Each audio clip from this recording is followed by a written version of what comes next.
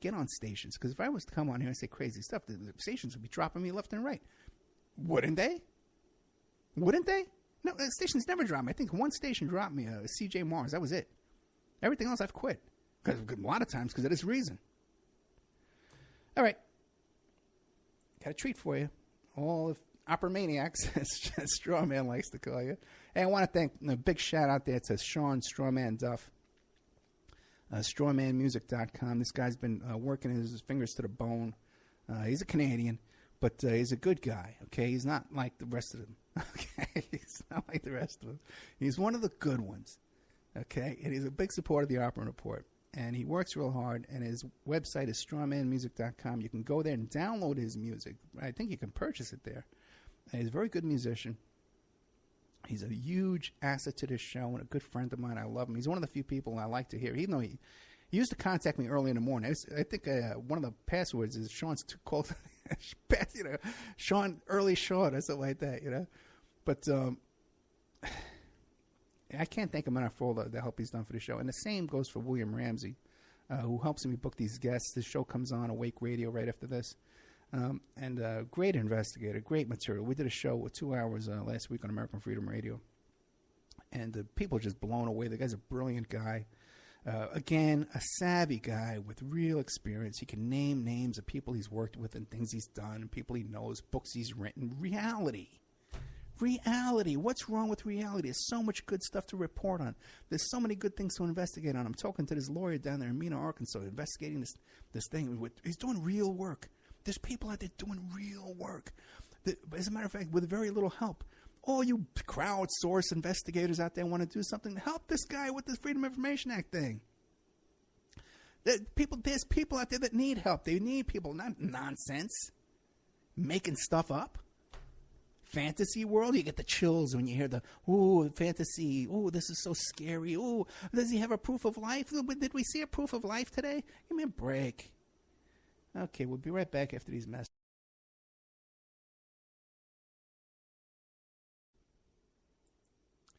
And now a word from our sponsors.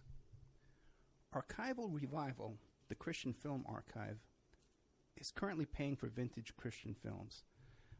They are dedicated to preserving and restoring classic Christian films and media.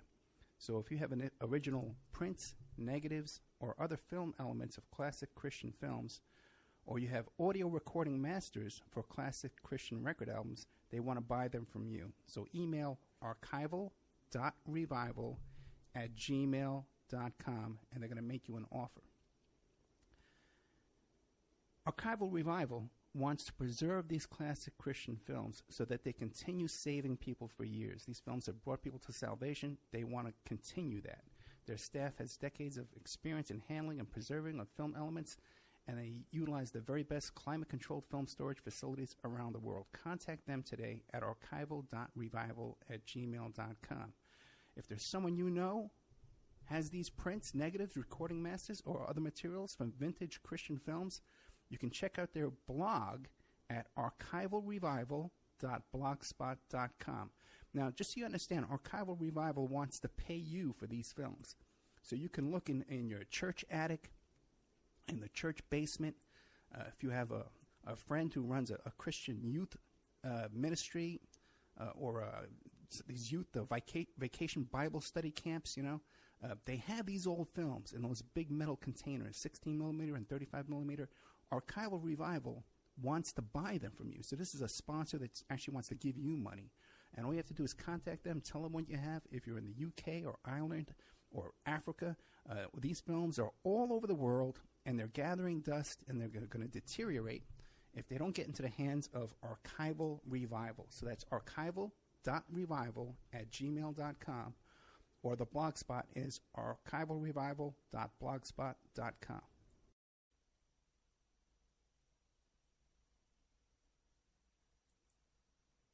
Don't forget, this show is brought to you by pscoco.com. Phoebe Sod is an independent curator with the Cocoa Exchange.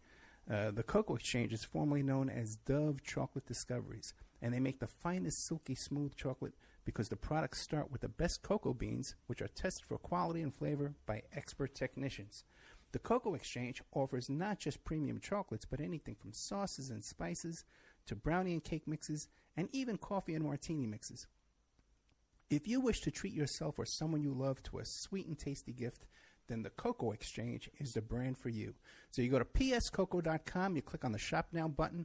You can see all their beautiful chocolates. You can order it right now tonight. It could be in your mailbox in a couple of days. Or if you want to get into the chocolate business, you want to be a chocolatier just like Phoebe Sod, you can click the Contact Us button, and you can learn how to get your own website, go into the cocoa chocolate business, and sell chocolate and make a little bit of money there. Remember, all these shows on Awake are brought to you by emailrevealer.com. You can go to emailrevealer.com and get a copy of my book, How to Become a Successful Private Investigator. But you also do all the kind of different services for you. An online dating service investigation. It's called an online infidelity investigation. And that's where you give us your husband or your boyfriend, your girlfriend's email address, and we trace it back to their online dating websites, and we return a list of all the dating sites that email is registered to. We can expand on that investigation and trace it back to porn sites, escort service sites, swinger sites, even gambling websites, and even prescription drug websites. If you think your ex-husband or something is addicted to prescription medication or involved in a extreme online pornography addiction, we can produce a report for you that you can use in court. Adoption investigations. If you want to locate your birth parents or your birth child you gave away for adoption, we can do adoption investigations for you. Asset searches for you. Locate bank accounts, hidden assets, hidden properties, hidden income, all different kinds of services in the asset search investigation. Email tracing. If you need to locate or identify somebody from just an email address, we can do an email trace investigation for you, and all kinds of digital forensics, computer and cell phone digital forensics, where we can recover deleted content from an email or a hard drive and produce a report for you that you can use in court. That's emailrevealer.com, or you can contact me at oppermaninvestigations@gmail.com. Okay, welcome back to the Opperman Report. I'm your host, Private Investigator Ed Opperman. Recorded some new ads. How'd you like that? Okay, then everybody says, "Oh, we missed the old ads." Okay, but recorded some new ads for you. And this portion of the show is brought to you by emailrevealer.com. Now, listen, we have Father's Day coming up, and I know a lot of people, when the holidays come around, you start missing your brother, your estranged relative, your cousin, whatever. And now with Facebook, it's a little easier to contact these people. But sometimes they're not on Facebook, and you can't find them through Facebook and stuff like that, and Twitter and Google. And we use databases or credit headers and stuff like that, employment locates, and we talk to neighbors and stuff like that. So if you need to locate a long-lost relative or a family member, contact emailrevealer.com, or just email me at oppermaninvestigations@gmail.com. I'll quote your price. And also adoption investigations. Okay, we can reunite families separated through the adoption process. Kids who have been adopted out, or parents that gave up their kids for adopted, you want to find each other. We can handle that right now for you in every state of the union. Okay, back to our show. When we left, our hero was shooting up the congressman.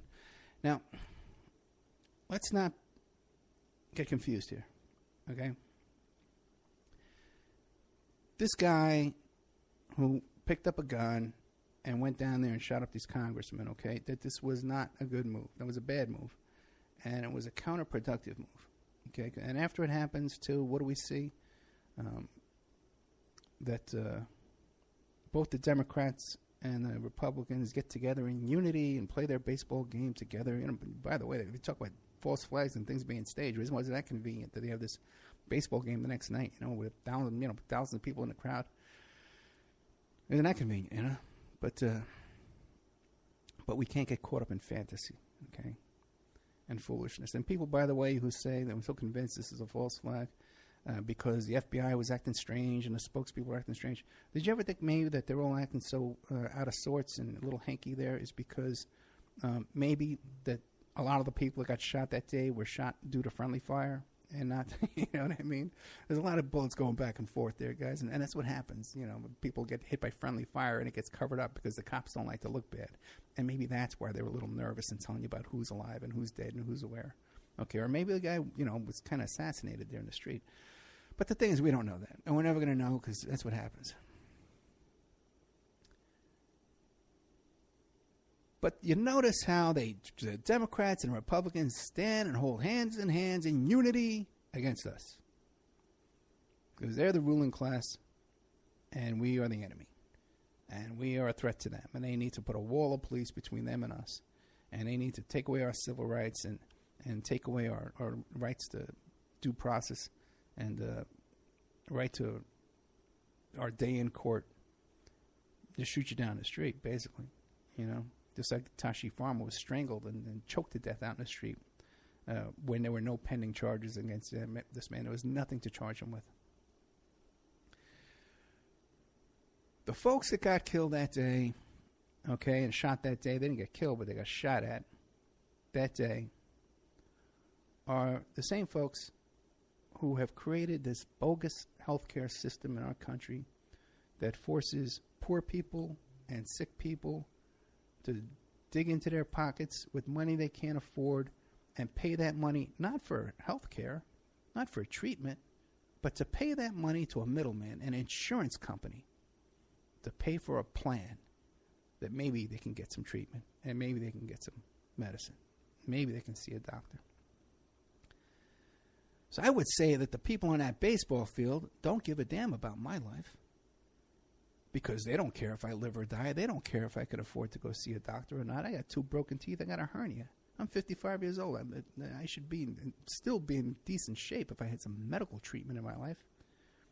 Okay?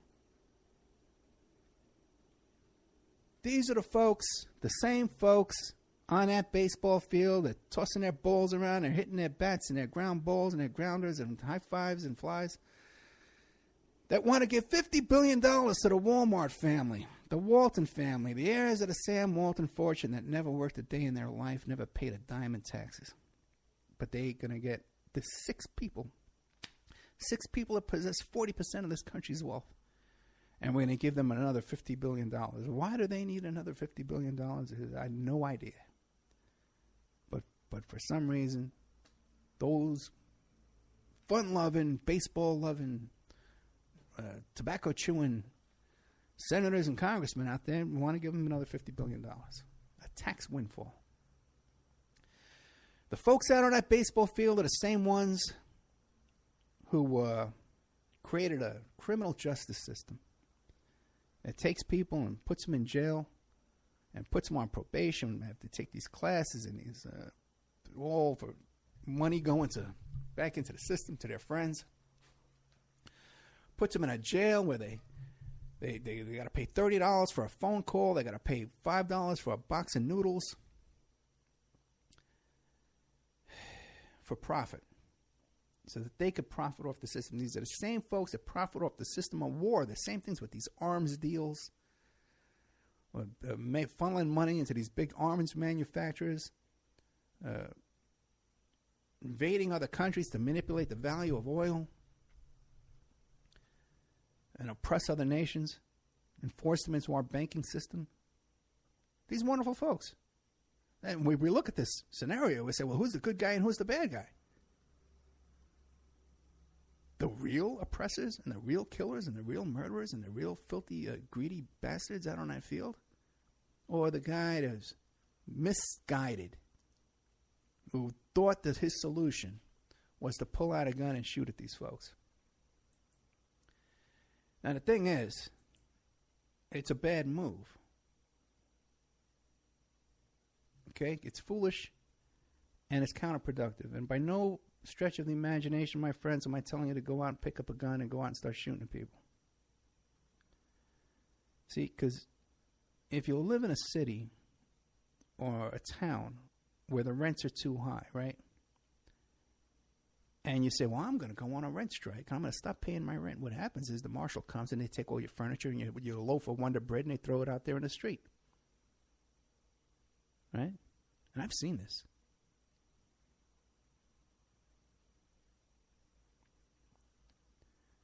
They don't lower the rents because you don't pay your rent. They kick you out. Okay? A cop comes and kicks you out, the marshal. Now, if the whole building strikes, or the whole city all says, hey, we're going to go on a rent strike, the rents would lower. Okay? Because now we have some power. There's 1,000 people doing it, not just one person. If you're a